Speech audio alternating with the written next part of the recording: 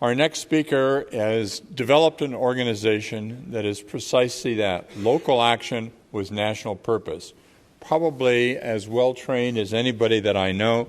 Kelsey Wirth is a graduate of Harvard and the Stanford Business School, has a very, very successful medical technology background, and is now the founder and chairman of Mothers Out Front for Climate Action. Kelsey. Thank you.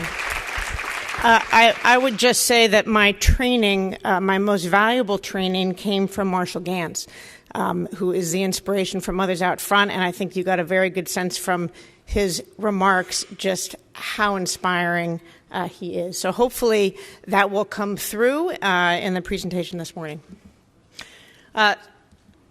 Mothers Out Front. Mothers Out Front is building a movement of mothers. We are focused on climate change and a rapid and swift and complete transition from dirty to clean energy. We are not an advocacy group. We do not advocate on behalf of mothers and their children. We enable and activate mothers, and we do that by building their leadership.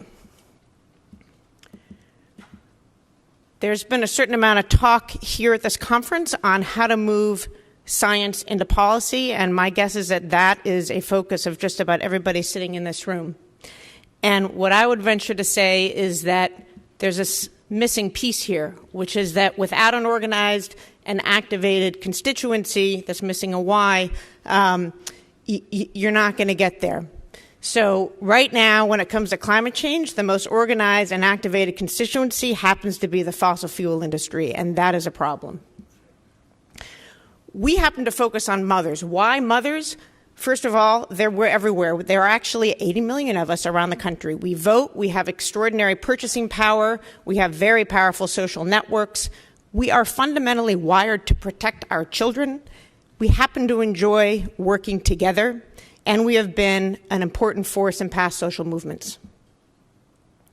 How does one build an active constituency of mothers? The revolution will not be tweeted. This is funny, but it's also true, as Marshall just said. So our approach, taking a chapter out of Marshall Gans' organizing, is to organize mothers at the community level. Our organizing is rooted in community. It is relationship-based. It is motivated by shared values around the desire and determination to protect our children. We are volunteer-led. We are very strategic in the work that we do. And the result of that is that we get deep and sustained commitment among the mothers that get involved. They're in it for the long haul, and we achieve concrete outcomes in our work. So just put a little bit differently, we form teams at the community, statewide, and national levels, and throughout that entire process, we invest very heavily in developing the leadership of the mothers who become part of Mothers Out Front. So that all sounds really good. And the question is, how long does that take? We are facing the urgency of climate change, and how many mothers does it take to actually make change happen? I'm going to take you through a quick case study on our Massachusetts campaign focused on gas leaks. Here in Massachusetts, we've been organizing for 4 years. That's how old Mothers Out Front is. We were founded 4 years ago right here.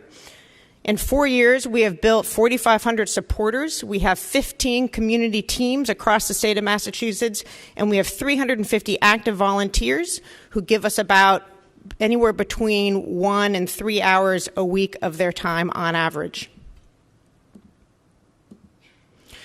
So our gas leaks campaign, it started with a Boston Globe article about a Harvard study indicating that the leaks were 2 to 3 times worse than anybody had expected. We pay for the gas that's leaked, and by the way, these leaks, if stopped, could heat 200,000 homes in Boston. So it's an incredible waste of our resources. So what do we do as an organization? We went out, our mothers went out, and learned the facts about gas leaks. We teamed up with allies, of which we have many across the state of Massachusetts, and we went to work. We worked at every level. We worked at the community level, we worked at the city level, and we worked at the state level, recognizing that change at each one of those levels was essential if we were going to actually make something significant happen.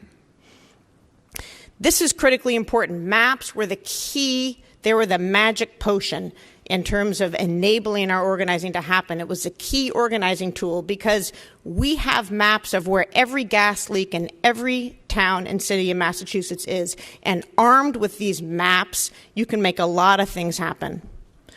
So our community teams went out. We met with elected officials. We said, hey, did you know that your city is plagued by these gas leaks, and look at where they are?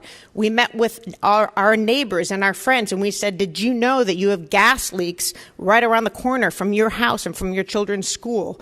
We convinced towns and city councils to pass resolutions in support of statewide legislation. We got a lot of publicity, and we went out and we physically tagged all the gas leaks in towns and cities across the states.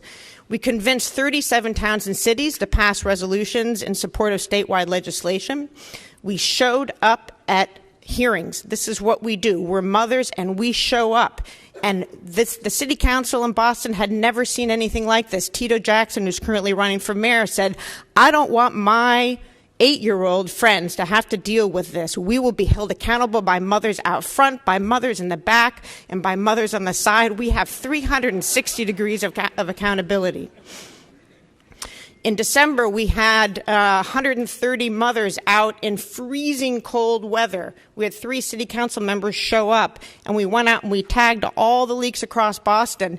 We were not able to get a meeting with National Grid, one of the largest utilities in the state. Up until then, by the end of the day, we were trending number 2 on Twitter across the state, supported by mothers everywhere, not just in Boston, but all across the state, and some even outside of Massachusetts. And by the end of the day, Marcy Reed, the president of National Grid, was tweeting back saying, oh, of course we'll meet with you. And at the end of last year, the mayor of Boston, Marty Walsh, signed the most aggressive gas leaks ordinance into law in the state of Massachusetts. One of our allies from Clean Water Action said, we've been working on gas leaks for a few years, but when Mothers Out Front got involved, it was as if the Army arrived. So we're working with all the 3 state utilities on a new way to identify the largest emitting gas leaks. 7% of the gas leaks are responsible for about 50% of the state's greenhouse methane emissions. We're working at the state level on Department of Public Utility rulemaking. And at the State House level, our goal is to have statewide legislation passed that's modeled on the Boston gas leaks ordinance. This is part of an overall statewide campaign I won't go into now, but just so you know, it fits into a broader campaign. Okay, so what else? Really quickly. We have a growing network across the country. We have 12,000 supporters. We have people, a part of Mothers Out Front, from all 50 states. We have 57 countries represented. We're expanding like crazy. We've got mothers reaching out to us from all across the country. We have staff on the ground in Massachusetts, New York, and Virginia, and we're expanding into 10 more states in 2017. Here are the states and the towns. Fundamentally, we believe that engaged mothers have the opportunity to alter the political landscape in this country. Our vision is that tens and ultimately hundreds of thousands of mothers in communities all across the country are working at the local and statewide levels to protect their children from climate change, working on campaigns that move us from dirty to clean energy. And we look forward to hopefully working with many of you here today. Thank you.